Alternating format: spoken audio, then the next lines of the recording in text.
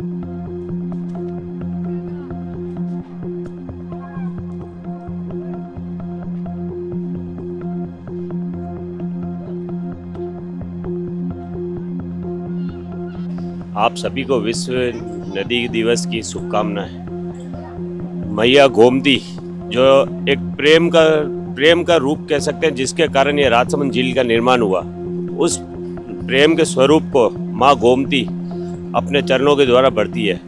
और आज जो आप ये दृश्य देख रहे हैं सब तरफ, मतलब एक कौतूहल का विषय है कि मतलब हमें जाके जो चादर छलक रही है वहाँ पे, सुबह वहाँ गया था तो लोगों का जमावड़ा लगा हुआ है, लगातार खुशियाँ बिखेरती हुई।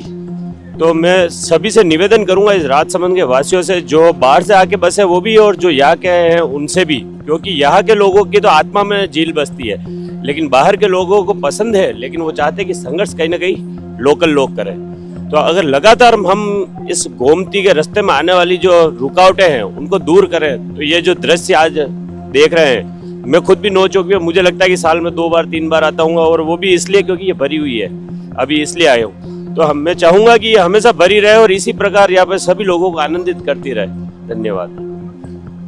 राजसमंद झील बहुत ही अच्छी है, ये नेचुरल नज़ारा इतना अच्छा लग रहा है, यहाँ पे आके ऐसा लग रहा है कि वापस ही नहीं जाए, इसको डेली देखें यहाँ पे आके, बहुत अच्छी है ये। संरक्षण में इसको जैसे हम वहाँ से आए थे तो ये जो इसकी मंडेर है ना वो वहाँ से टूटी हुई है, पानी है वो सड़क पे जा रहा है, तो शायद उसकी मरम्मत एक तो ज़रूरी है, प्लस इसमें कुछ कचरा भी है। उधर हमने देखा था मछली थी वो मरी पड़ी थी वहाँ पे, तो कुछ चीज़ें तो इसके लिए होनी चाहिए। एक है ना जैसे कोई इसमें डूब सकता है, जैसे ये लोग हैं तैर रहे हैं, इसके लिए भी कुछ होना चाहिए यहाँ पे, तो कुछ चीज़ें हैं सुधार की ज़रूरत है। सबसे पहले तो BD TV को बहुत बहुत बधाई कि आपने एक समाज और क्षेत्र का जो एक महत्वपूर्ण विषय है उस विषय के सरोकारों को अपने साथ में जोड़ा है, तो उसके लिए मैं बधाई निवेदन करना चाहता हूँ। दूसरी चीज़, नदी दिवस की सभी को शुभकामनाएं। सबसे महत्वपूर्ण मौका है कि नदियों के संरक्षण को लेकर के, उनके संवर्धन को लेकर के हम क्या कुछ कर सकते हैं। दो स्तर पर काम करने की आवश्यकता है। एक स्तर तो ये है कि नदी का जो मूल स्वरूप है उसके पानी से है, तो पानी उसमें सदैव सदा निरा की तरह बना रहे, तो उसके लिए क्या कुछ प्रयास होने चाहिए।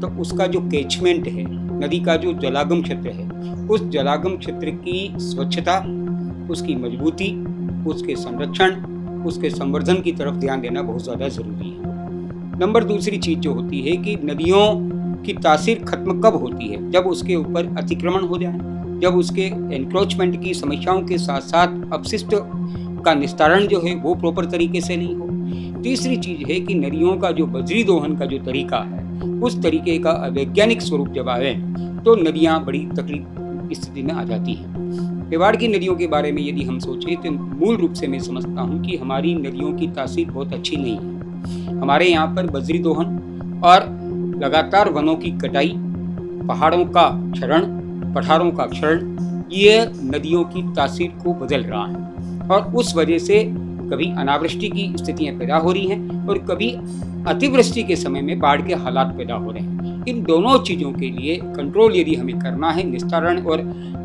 अपशिष्ट को अगर सही तरीके से डंप हमने लोगों ने नहीं किया तो ये तकलीफें आएगी।